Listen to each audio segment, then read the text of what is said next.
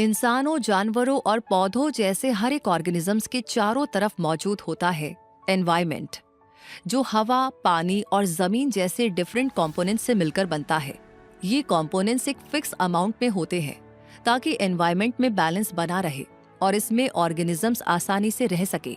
लेकिन जब कभी भी इन कंपोनेंट्स में कोई हार्मफुल चेंजेस हो जाते हैं, यानी एयर, वाटर और सॉइल के फिजिकल, केमिकल और बायोलॉजिकल कैरेक्टरिस्टिक्स में अनवांटेड चेंजेस आने लगते हैं, तो ये पोल्यूशन बन जाता है, यानी प्रदूषण।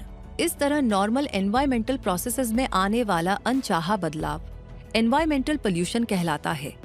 ये एक ऐसी प्रॉब्लम है जो हर साल के साथ बढ़ती ही जा रही है, बड़े से लेकर छोटे शहरों और गांवों तक फैल गई है और अपने साथ साथ फिजिकल, सोशल और इकोनॉमिक प्रॉब्लम्स को भी तेजी से बढ़ाती जा रही है। ये पोल्यूशन यानी कि ये प्रदूषण कई तरह का होता है, जैसे air pollution, water pollution, soil pollution, noise pollution और लाइट पोल्यूशन। आइए इन्हें समझते हैं। सबसे पहले एयर पोल्यूशन। तो जब स्मोक, डस्ट और टॉक्सिक गैसेस हवा में मिक्स हो जाती हैं, तो एयर पोल्यूशन होता है, जो हम इंसानों के लिए, प्लांट्स और एनिमल्स के लिए और पूरे वातावरण के लिए हार्मफुल होता है। दुनिया की 99% आबादी ऐसी जगहों पर रहती है जहां पर एयर पोल्यूशन के लेवल WHO गाइडलाइन लिमिट से ज्यादा है, और ये air pollution high blood pressure के बाद अर्ली डेथ का दूसरा सबसे बड़ा रीजन है। इस पोल्यूशन को करने वाले मेन पोल्यूटेंट्स होते हैं carbon dioxide, carbon monoxide, sulphur dioxide और नाइट्रोजन ऑक्साइड। और ये पोल्यूटेंट्स फैक्ट्रीज, कार, कोल और ऑयल जैसे फॉसिल फ्यूल्स के जलने से निकलते हैं। इसके अलावा जंगलों की कटाई भी इस पोल्यूशन का एक बड़ा कारण बनती है, क्योंकि पेड़ पौधे हवा को साफ करने में मदद करते हैं और जब उन्हें काटा जाता है तो ये पोल्यूशन बढ़ाता है। इसी तरह वॉलेटाइल ऑर्गेनिक कंपाउंड्स और पार्टिकुलेट मैटर भी एयर पोल्यूशन करते हैं। वॉलेटाइल ऑर्गेनिक कंपाउंड्स ऐसी हार्मफुल गैसेस होती हैं जो आसानी से हवा में उड़ जाती हैं और उसे पल्यूट करती हैं, जैसे पेट्रोल और डीजल से निकलने वाला बेंजीन। और पार्टिकुलेट मैटर ऐसे बहुत छोटे छोटे कण और ड्रॉप्स होती हैं जो हवा में तैरती रहती हैं और एयर को पल्यूटेड बनाती है, जैसे PM 2.5 जो कि धुएं और धूल में होता है, और PM 10 जो बारीक मिट्टी और जंगल की आग से निकलता है। ये सारे पोल्यूटेंट्स मिलकर के एयर पोल्यूशन करते हैं। अब जानते हैं वाटर पोल्यूशन के बारे में। तो वाटर में जब केमिकल्स, प्लास्टिक्स और वेस्ट मिल जाता है तो उसे वाटर पोल्यूशन कहते हैं। ऐसा पोल्यूटेड वाटर पीने लायक नहीं रहता और हमारे लिए हार्मफुल हो जाता है। WHO के अकॉर्डिंग दुनिया के लगभग 2 बिलियन लोग गंदा पानी पीते हैं। ये शॉकिंग है। और इस वाटर पोल्यूशन को करने वाले मेन पोल्यूटेंट्स होते हैं लीड और मर्करी जैसे हैवी मेटल्स, जो पानी में घुलकर के किडनी, लीवर और न्यूरोलॉजिकल प्रॉब्लम्स को पैदा करते हैं। खेती में इस्तेमाल होने वाले पेस्टिसाइड्स और फर्टिलाइजर्स नाइट्रेट्स और फास्फेट्स के रूप में पानी में घुल जाते हैं और टाइफाइड और डायरिया जैसी बीमारियों का कारण बनते हैं। प्लास्टिक के बैग्स, बोतलें और अदर प्लास्टिक प्रोडक्ट्स पानी को गंदा भी करते हैं और समुद्री जीवों के लिए जानलेवा भी बनते हैं, क्योंकि वो अनजाने में इन्हें खा सकते हैं, जिससे उनकी मौत हो सकती है। घरों और इंडस्ट्रीज से निकलने वाले गंदे पानी यानी सीवेज से वाटर सोर्सेज का पानी गंदा हो जाता है और पीने लायक नहीं रहता। इससे बहुत सी वाटर बोर्न डिजीजेस जैसे टाइफाइड, डायरिया और हेपेटाइटिस फैल सकती हैं।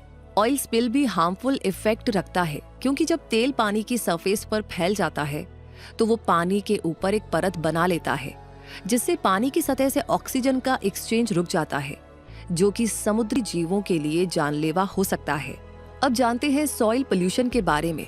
तो इस तरह का पोल्यूशन तब होता है जब केमिकल्स या वेस्ट जमीन में चला जाता है, जो उसकी फर्टिलिटी को नुकसान पहुंचाते हैं। सॉइल पोल्यूशन के लिए रिस्पॉन्सिबल मेजर पोल्यूटेंट्स होते हैं पेस्टिसाइड्स, हर्बिसाइड्स और इंडस्ट्रियल वेस्ट।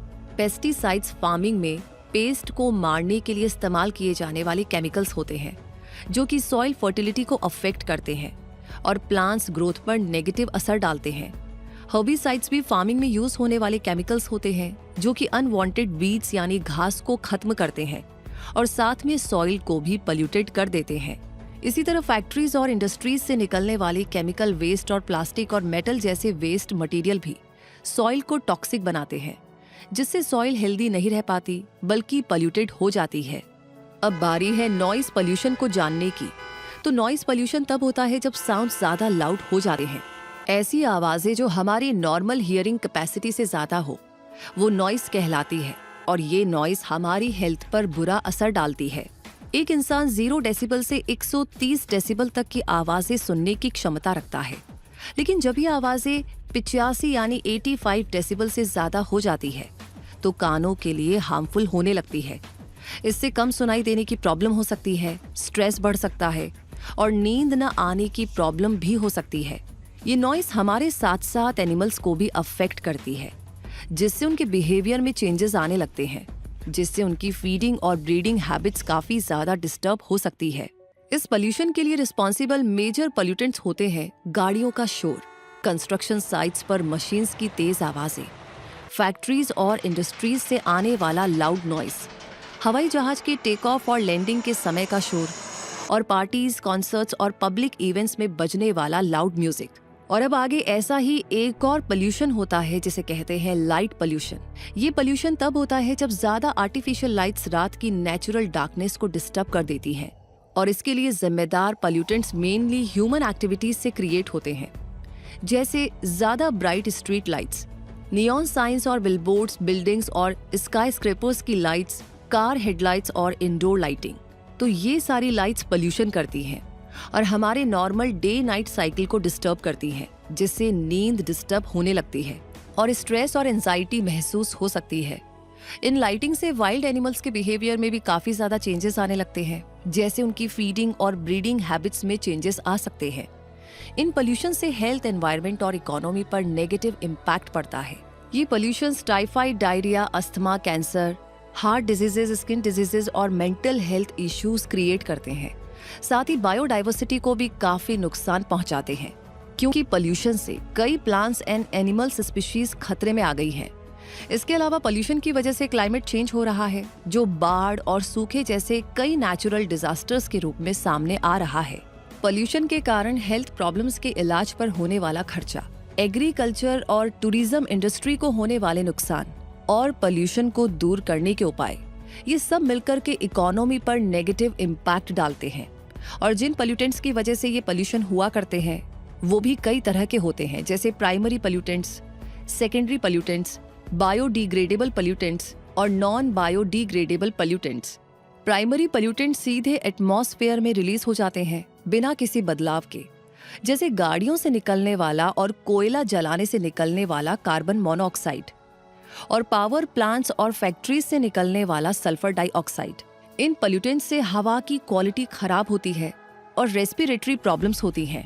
वहीं सेकेंडरी पोल्यूटेंट्स सीधे एटमॉस्फेयर में रिलीज नहीं होते, बल्कि जब प्राइमरी पोल्यूटेंट्स केमिकल रिएक्शन से बदलते हैं तब ये पोल्यूटेंट्स बनते हैं, जैसे धुआं और कोहरा मिलकर के स्मोक बनाते हैं, जो कि रेस्पिरेटरी प्रॉब्लम्स क्रिएट करता है। ये पोल्यूटेंट्स हेल्थ और एनवायरनमेंट दोनों को नुकसान पहुंचाते हैं।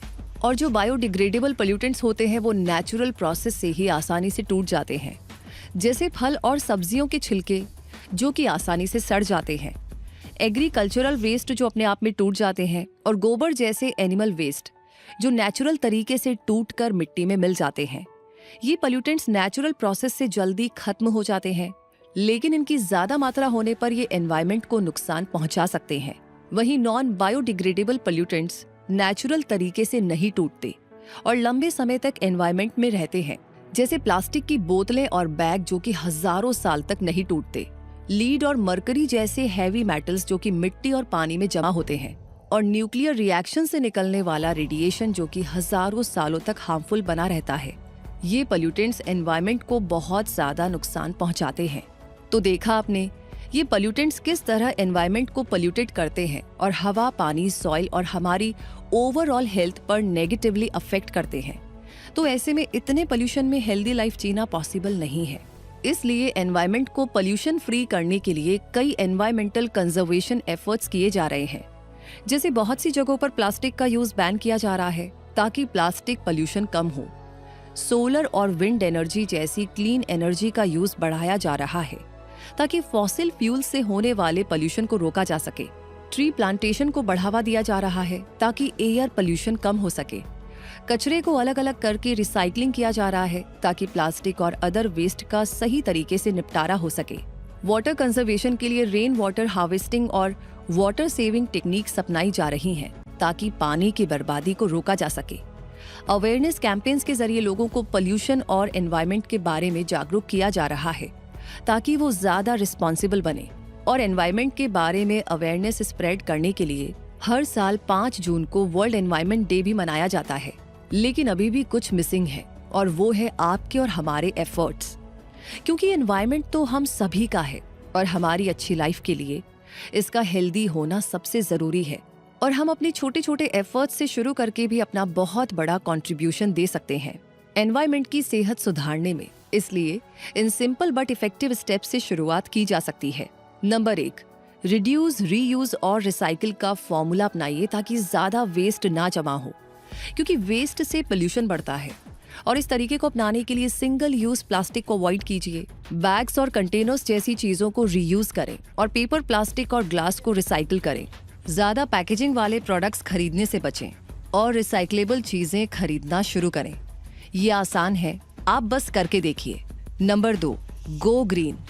ऐसे प्रोडक्ट्स अपनाइए जो एनवायरनमेंट फ्रेंडली हो, रिन्यूएबल एनर्जी को सपोर्ट करे। एनर्जी एफिशिएंट अप्लायंसेस को यूज करना शुरू करें। हफ्ते में 1 से 2 बार कारपूल करें या फिर पब्लिक ट्रांसपोर्ट का यूज करके देखिए। कार्बन एमिशंस कम होगा और आप सेटिस्फाइड फील करेंगे। ऑर्गेनिक फार्मिंग को सपोर्ट करें। पानी का यूज करते समय उसकी इंपॉर्टेंस को याद करें ताकि आप उसे वेस्ट करने से बच जाएं। और ऑर्गेनिक क्लीनिंग प्रोडक्ट्स जैसे केमिकल फ्री प्रोडक्ट्स का यूज करना शुरू करें। आप ये कर सकते हैं क्योंकि आप एनवायरनमेंट को सपोर्ट करना चाहते हैं। Number 3, plant trees. पेड़ न केवल हवा को साफ करते हैं बल्कि कार्बन डाइऑक्साइड को भी अब्सॉर्ब करते हैं, जिससे हमें ताज़ी और साफ हवा मिल पाती है, जो हमारे लिए सबसे जरूरी एलिमेंट है। इसलिए ज्यादा से ज्यादा पेड़ लगाने और उनकी केयर करने का इरादा बनाइए। शुरू में 1 पेड़ लगाकर देखिए, आपको अच्छा लगेगा और आप अपने आप ही पेड़ों से जुड़ जाएंगे और उन्हें लगाने और संभालने के लिए दूसरों को भी इंस्पायर करने लगेंगे। यही तो है नेचर का मैजिक। ट्राई करके देखिए। Number 4, spread awareness. हर किसी के लिए ये जानना जरूरी है कि उनका हर छोटे से छोटा एक्शन किस तरह एनवायरनमेंट पर असर डाल रहा है, इसलिए उनका अवेयर होना जरूरी है। और आप सोशल मीडिया के जरिए बड़ी आसानी से एनवायरमेंटल अवेयरनेस स्प्रेड कर सकते हैं और एनवायरनमेंट के प्रति अपनी रिस्पॉन्सिबिलिटी को बड़ी आसानी से पूरा करते जाने का सेटिस्फेक्शन भी फील कर सकते हैं। इसलिए इसे बिल्कुल भी मिस ना करें और इस तरह हम सब अपने अपने स्मॉल स्टेप्स को पूरा करते हुए पोल्यूशन को, प्रदूषण को कम कर सकते हैं और एनवायरनमेंट की सेहत को फिर से संवार सकते हैं। हाँ, ऐसा हो सकता है। आप बस अपने हिस्से के एफर्ट्स करते जाइए। इसी के साथ एनवायरनमेंट पोल्यूशन के बारे में आपने वो सब जान लिया है, जिसके बाद आप इस पोल्यूशन के रीजंस और इफेक्ट्स को समझ गए हैं और इस प्रॉब्लम के सोल्यूशन में अपने कंट्रीब्यूशन के बारे में भी आपने जान लिया है। इसलिए अब सही एक्शन लीजिए और हमें कमेंट सेक्शन में बताइए कि आप ऑलरेडी कौन से एफर्ट्स करते आ रहे हैं। और लाइक ऑलरेडी कर दिया है तो इसे अपने दोस्तों के साथ, फैमिली मेंबर्स के साथ शेयर करना बनता है। साथ ही आपका कोई सवाल है, टॉपिक है तो वो लिख भेजिए। बाकी अगर अभी तक आपने सब्सक्राइब नहीं किया है तो क्विक सपोर्ट चैनल को सब्सक्राइब करके बेल आइकन को प्रेस कर दीजिए ताकि ऐसी हेल्दी जानकारियां, जो कि हमारे लिए बहुत जरूरी है, आपको हमेशा मिलती रहे। तब तक के लिए मैं रूबी पारिक आपसे कहूंगी, हमेशा अपने आप को अपडेट रखें, ग्रो करते रहे क्विक सपोर्ट के साथ। धन्यवाद।